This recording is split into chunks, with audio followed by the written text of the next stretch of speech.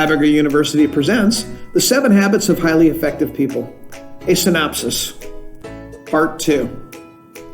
Hey gang, back again to finish up with the groundbreaking book, The 7 Habits of Highly Effective People, that we started last time. As a quick recap, in Part 1 we covered Habit 1, be proactive, which is acting upon the things within your control and dismissing the things that are not. Habit 2, begin with the end in mind, which is putting together a game plan for your life, your work, and relationships. A personal mission statement, if you will. And Habit 3, put first things first, which is examining your habits and routines to keep you focused on the things that are important but not yet urgent. Today, we'll cover Habits 4 through 6, which are about moving from independence to becoming interdependent, being other-centered, and the power of thinking of we and team instead of I or me. Habit 7, we'll look at taking care of yourself so that you can implement the first 6 habits. So let's dive back in. Habit number 4 is think win-win. We all need to get into the mindset that winning is not a one-way street. Dr. Covey calls this an abundance mindset, where life is not a zero-sum game. There's plenty of opportunity for everyone to win in virtually every situation. Here's a simple example of this win-win abundance mindset. I buy a book and read it.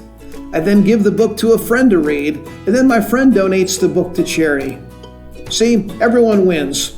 The author of the book, the retailer who sold the book. My friend and I both benefit from having read the book, and someone less fortunate benefits from receiving a book they otherwise would not have been able to read. That's the abundance mindset. In all things you do, seek out the road that leads to win-win. Habit number 5 is seek first to understand, then to be understood. How many times have you thought, I just don't understand so-and-so. They just won't listen to me. Think about that. You can't understand them because they won't listen to you? That's backward. To understand someone requires you to listen to them, not the other way around. You cannot understand how others see a problem, an issue, or how they form their opinions without listening. So zip it and let them go first. Dr. Covey says, listening is the supreme act of courtesy and respect that you can show another person. So, let them go first and listen with the intent to understand them. Listening to understand is called empathic listening. Most people don't listen for understanding. They merely listen to respond. You might be surprised what you learn from them if you let them go first and listen to understand. You might also be surprised that they now have more interest in listening to you as well. That's how it works, and that's why seeking first to understand is so powerful. Habit number 6 is synergy. The idea behind synergy is that different people bring different experiences and different perspectives that can be valuable to you or to the group as a whole. So we should seek out the ideas, experiences, and perspectives of everyone around us. There's an old saying, none of us are as smart as all of us, and that's a fact, Jack. We need to value what others bring to the table so we can benefit from them. So train yourself not to put up walls of defense, not to roll your eyes, and simply dismiss others as if you're always right. Think of yourself as an organ, one part of the body. That organ is vital to life, but alone is not much good. You need all of the other organs to sustain life. Other people's ideas, experiences, and perspectives are vital organs that sustain life here at the HabBits Corporation. Habit number 7 is sharpen the saw. Dr. Covey uses an analogy of cutting down a tree with a dull saw. It will obviously take longer to cut down than if you had a sharp saw. Sadly, too many people are so busy cutting down the tree that they fail to recognize that their saw is no longer sharp. If it takes 6 hours to cut down a tree with a dull saw, but it takes 1 hour to sharpen the saw and only 3 hours to cut down the tree, have you not benefited from sharpening the saw? Of course you have.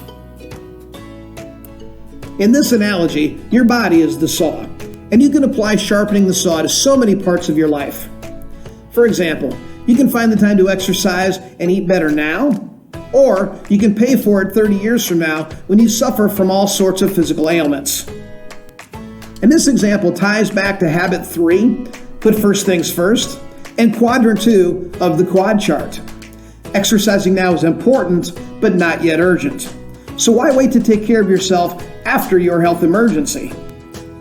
Not only do we need to take care of ourselves physically, we need to take care of ourselves emotionally, socially, and cognitively as well. Rest, read, exercise, immerse yourself in your hobbies, and spend time with the people you love. All these things will help sharpen your saw and renews you so that you can continue to work at the first 6 habits. It's so simple, yet so profound. Tying this all together now, don't just try to understand these 7 habits intellectually. Try to implement them into your life. Old habits stick to us like a phone to a millennial. Old habits tend to die hard, so don't give up just because you had a setback or two. Push yourself to make these 7 habits your routine, and you'll see a payoff in every area of your life. And when that happens, the HAB-U Corporation will also be a very lucky beneficiary.